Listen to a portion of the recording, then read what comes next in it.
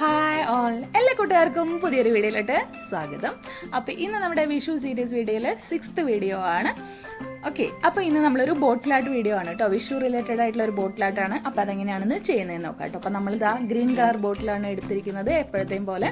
അപ്പോൾ base colour വേണമെങ്കിൽ നിങ്ങൾ കൊടുക്കുക, അല്ലെങ്കിൽ ഇങ്ങനത്തെ ബോട്ടിൽ തന്നെ യൂസ് ചെയ്യാം കേട്ടോ.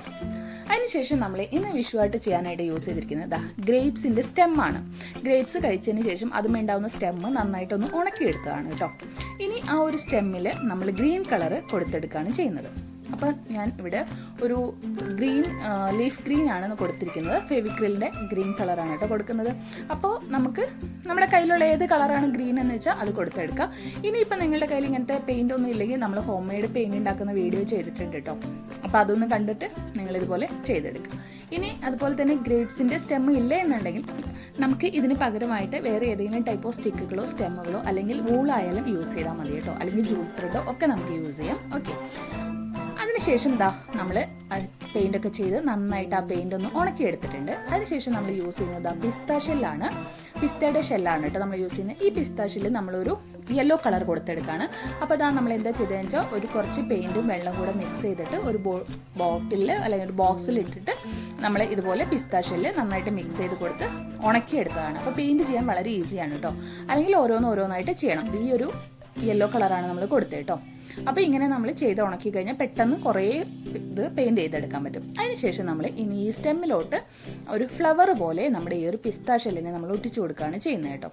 അപ്പോൾ നമ്മൾ ഈ ഒരു തുടങ്ങുന്ന ഭാഗത്ത് നേരത്തെയൊക്കെ നമ്മൾ കൊന്നപ്പൂ ഉണ്ടാക്കുന്ന വീഡിയോയിൽ പറഞ്ഞിട്ടുള്ള പോലെ തന്നെ തുടങ്ങുന്ന ഭാഗത്ത് നമ്മൾ കുറച്ചൊരു 4 പെറ്റൽസാണ് വെച്ച് കൊടുക്കുന്നത്.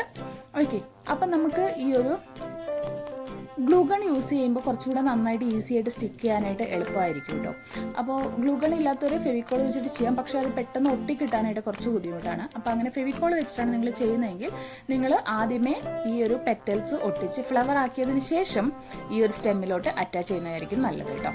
ഓക്കെ, അപ്പോൾ ഗ്ലൂഗണ്ണുള്ളവർ ഡയറക്റ്റായിട്ട് ചെയ്യാം, അല്ലെങ്കിൽ ഞാൻ പറഞ്ഞ പോലെ ആദ്യമേ ഫ്ലവർ ഉണ്ടാക്കിയതിന് ശേഷം നമ്മൾ ഇതുപോലെ ഒട്ടിച്ചു കൊടുക്കുക. കണ്ടോ? അപ്പോൾ നമ്മൾ ആദ്യമേ തുടക്കത്തിൽ 4 ഫ്ലവർ വെച്ചു, പിന്നെ ചെറുതൊക്കെ വെച്ച് കൊടുത്തു, പിന്നെ ഇതുപോലെ ഒരു ബഡ് പോലെയൊക്കെ വെച്ചു.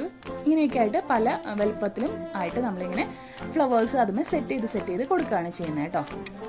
ഓക്കെ, അപ്പോൾ നമ്മുടെ ഒരു ക്രിയേറ്റിവിറ്റി അനുസരിച്ച് നമ്മൾ ഇതുപോലെ ഫ്ലവേഴ്സ് ഒക്കെ ഒന്ന് സെറ്റ് ചെയ്ത് അറേഞ്ച് ചെയ്തെടുക്കാം. വേണമെങ്കിൽ ഇതിന് ഒരു ഗ്രീൻ കളർ കൊടുത്തിട്ട് ആ ഒരു ഗ്രീൻ ബഡും നമുക്ക് ചെയ്തെടുക്കാം കേട്ടോ. അപ്പോൾ ഇതിങ്ങനെ താഴത്തോട്ടും മുകളിലോട്ടും ഒക്കെ ആക്കി കൊടുക്കുകയാണെങ്കിൽ പെറ്റൽസിൻ്റെ വലുപ്പം വ്യത്യാസപ്പെടുത്താൻ പറ്റും. ഇതുപോലെ നമ്മൾ കുറച്ച് സ്റ്റെമ്മുകൾ ഇങ്ങനെ ചെയ്തെടുക്കുകയാണ്. ഫ്ലവർ പോലത്തെ ഒരു ഷേപ്പിൽ നമ്മൾ ചെയ്തെടുത്തതിന് ശേഷം നമ്മൾ ഇനി എന്താ ചെയ്യുന്നതെന്ന് വെച്ചാൽ ഇതിൻ്റെ ഉള്ളിലൊരു സംഭവം ഉണ്ടാവില്ലേ കൊന്നപ്പൂവിൻ്റെ, അതുണ്ടാക്കാൻ വേണ്ടിയിട്ട് ഒരു ഗ്രീൻ കളർ പേപ്പർ എടുത്തിട്ട് ഇതുപോലെ ഇങ്ങനെ നമ്മളൊന്ന് പിരിച്ചു കൊടുക്കുകയാണ് ചെയ്യുന്നത്. ഓക്കെ, പിരിച്ചു കൊടുത്തതിന് ശേഷം നന്നായിട്ട് വിരിഞ്ഞിരിക്കുന്നതിലാണ് നമ്മൾ ഇങ്ങനത്തെ ഒരു സംഭവം ഉള്ളിൽ കാണാം, പോളൻസ് കാണാം. അപ്പോൾ ആ ഒരു പോളൻസ് നമ്മൾ ഇവിടെ ഒട്ടിച്ചു കൊടുക്കാം കേട്ടോ. അപ്പോൾ എല്ലാം കഴിഞ്ഞിട്ടുണ്ട്. ഇനി നമുക്ക് ഇതൊന്ന് ബോട്ടിലോട്ട് അറേഞ്ച് ചെയ്ത് കൊടുക്കാം.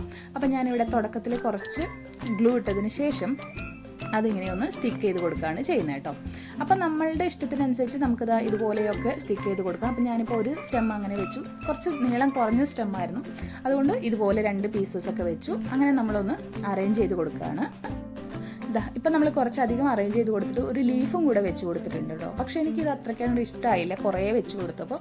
അപ്പം ഞാനത് മാറ്റിയിട്ട് ഇതുപോലെ ഒരെണ്ണം മാത്രമായിട്ട് വെച്ച് കൊടുത്തു. അതാണ് എനിക്ക് കുറച്ചുകൂടെ ഇഷ്ടമായത് കേട്ടോ.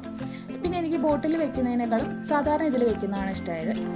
അപ്പോൾ ഇതൊരു കൊന്നപ്പൂ എന്നുള്ളൊരു ഫീലിംഗ് അല്ല, ജസ്റ്റ് ഒരു ഫ്ലവർ, യെല്ലോ കളർ ഫ്ലവർ വെക്കാം. അപ്പോൾ വിഷു തീമിലായതുകൊണ്ടാണ് നമ്മൾ ഇങ്ങനെ ചെയ്യുന്നത് കേട്ടോ.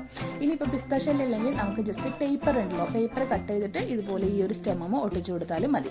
അപ്പോൾ നമുക്ക് റിയൽ കൊന്നപ്പൂ വേണമെങ്കിൽ നമ്മൾ പേപ്പർ കൊണ്ടും അതുപോലെ തന്നെ കവർ കൊണ്ടും ചെയ്തിട്ടുണ്ട്. അത് നിങ്ങൾ ഒന്ന് ട്രൈ ചെയ്ത് നോക്കുക കേട്ടോ. അത് ശരിക്കും നല്ല കൊന്നപ്പൂവിൻ്റെ ഒരു ലുക്ക് തന്നെ തരുന്നതായിരിക്കും. അപ്പോൾ ഇന്നത്തെ വീഡിയോ ഇതാണ് കേട്ടോ.